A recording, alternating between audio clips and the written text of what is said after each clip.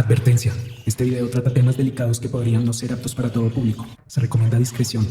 Este material es con fines informativos y de entretenimiento. Esta no es solo la historia de una chica japonesa que transmitía en vivo. Es también un espejo de lo que Internet puede causar. Tanto como una ventana, pero también una prisión. Compañía, pero también mucha soledad. Vida y muerte.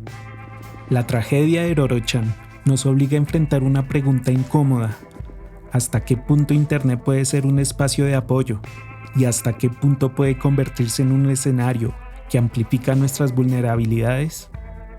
Porque detrás de los memes, los streams, de los videos y de las comunidades, también habitan dinámicas que pueden ser profundamente destructivas, especialmente para quienes aún están construyendo su identidad y buscando un lugar en el mundo. Internet no es otra cosa que una ventana al mundo, donde todos podemos compartir nuestras vivencias, hacer amistades, una red donde tenemos a disposición casi una biblioteca infinita. Es como una plaza pública global, pero hay una línea muy delgada y a menudo difusa entre usar esa ventana como puente hacia afuera o quedarte pegado en ella hasta convertirla en una prisión invisible. ¿Qué pasa cuando una adolescente encuentra en Internet no un espacio de diversión, de momentos gratos, sino un escenario que la empuja lentamente hacia su final? Eso fue lo que vivió Roro-chan. Japón tiene una relación particular con el anonimato digital. En una sociedad donde la presión social es asfixiante y el conformismo es prácticamente ley, Internet se convirtió en un espacio donde puedes escapar de tu identidad real. Un nick, un avatar y listo. Ya no eres el estudiante promedio, el hijo obediente, ni la hija perfecta. Eres quien quieras ser. Pero esa misma libertad es un arma de doble filo. El anonimato no solo protege a quienes buscan un refugio, también da rienda suelta a quienes disfrutan empujar a otros al abismo. Y la historia de Roro-chan es un ejemplo desgarrador de cómo esa libertad puede convertirse en una condena. Roro-chan era una adolescente japonesa de tan solo 14 años. Ella empezó a transmitir en vivo desde su habitación en el año 2013, con nombre de usuario Roro-chan 1999. De Roro-chan se conoce muy poco, ya que es una persona protegida por las leyes japonesas. Lo poco que se sabe es que era una persona que tenía una familia bien acomodada, y según un usuario de X, diciendo ser compañero de curso de ella, afirmó que Roro-chan era una chica aplicada, siendo una de las mejores del curso. Teniendo esa información podríamos creer que Roro-chan era una chica normal y corriente, y hasta con privilegios, pero nada más alejado de la realidad. A pesar de todo esto, Roro-chan sentía un profundo sentimiento de soledad y hasta fue etiquetada como una chica rara. Roro-chan empezó a hacer sus transmisiones principalmente en Nico Nico Douga. En ellas cantaba, tocaba el piano, hablaba, compartía momentos de su vida. Nunca mostró su rostro, siempre salía en cámara cubriéndoselo o hablando fuera de cámara. なんかののちゃんとロールシュが混ざってますよそれのろちゃんってなんだよ歩こう歩こう時報はいこれ時報って Para muchos parecía un hobby inofensivo, pero poco a poco esa práctica dejó de ser un simple pasatiempo y se transformó en necesidad. Transmitía durante horas, buscando la validación que no encontraba en su entorno. Cada comentario, cada me gusta, cada seguidor se convertía en una dosis de dopamina, pero como toda droga, el efecto era efímero y necesitaba cada vez más, hasta volverse adicta al Internet. En Internet no hay filtros mágicos. La atención viene tanto de quienes te apoyan como de quienes disfrutan verte sufrir, y para una adolescente vulnerable, ambos tipos de atención pueden mezclarse hasta ser indistinguibles. En el caso de Roro-chan, muchos de sus seguidores empezaron a alentar conductas peligrosas, Le pedían que hiciera cosas riesgosas en directo. La atención negativa, los insultos, las demandas absurdas, las presiones, todo eso se transformó en el combustible que la mantenían conectada.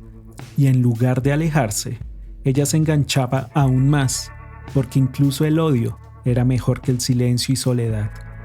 Hubo un momento decisivo cuando Roro-chan cometió lo que algunos llaman, entre comillas, error. Reveló su edad, apenas de 13 años, y además mostró una parte de su cuerpo.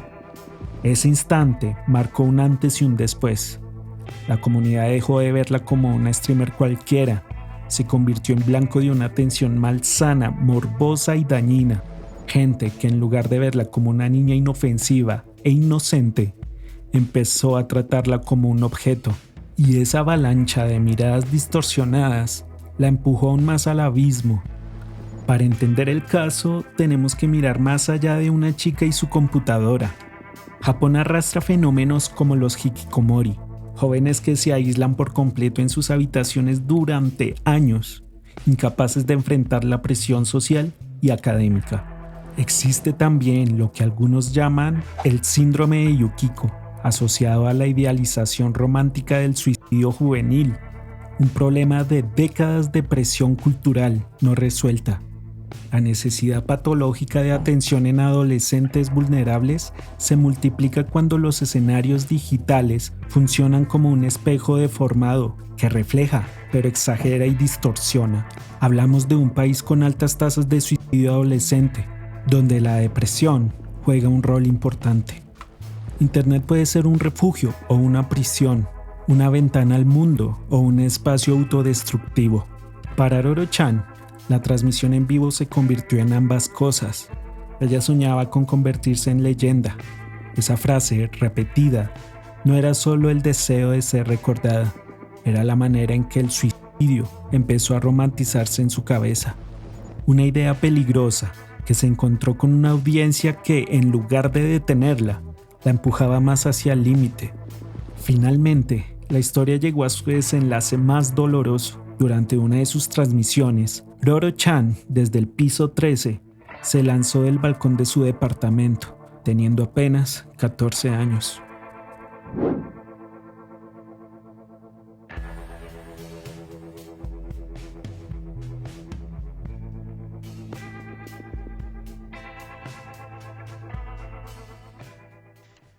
滋賀県近江八幡市のマンションの敷地で女子中学生が倒れているのが見つかり、死亡が確認されました。警察は飛び降りたとみて調べています。今日午前4時前、近江八幡市にあるマンションの入り口前に女性が倒れているのを新聞配達の人が見つけ、警察に通報しました。警察が調べたところ、倒れていたのはこのマンションに住む中学3年生の14歳の女子生徒で、頭などを強く打っていて、間もなく死亡が確認されました。警察によりますと、マンションの13階と14階の間の非常用階段の踊り場に自宅から持ち出したとみられるゴミ箱が置かれ、警察はこれを踏み台にして高さおよそ1メートル40センチの柵を乗り越えて飛び降りたものとみています。女子生徒は両親などと共に暮らし、今のところ遺書は見つかっていないということで、警察は家族や学校の関係者から話を聞くなどして詳しい状況や動機を調べています。Lo más perturbador no es solo la tragedia en sí, sino la reacción que vino después. Silencio institucional, censura mediática, no dejaban que se hablara del tema, como si al borrar su nombre pudieran borrar el problema del suicidio en Japón. Pero la verdad es que ese vacío fue llenado por la propia comunidad del internet japonés, publicando una canción que mantuvo viva la memoria de una niña que nunca tuvo el apoyo que necesitaba, llamada Ruru-chan no Jisatsu Haishen. La traducción en español es la transmisión del suicidio de Ruru-chan. La letra describe a Ruru-chan no como una persona, sino también como un entretenimiento para las masas. Frases como contenido fresco y la presión por mantener audiencias refleja cómo los creadores de contenido y en un sentido más amplio, las personas en línea, son reducidos a mercancías que deben ser consumidas.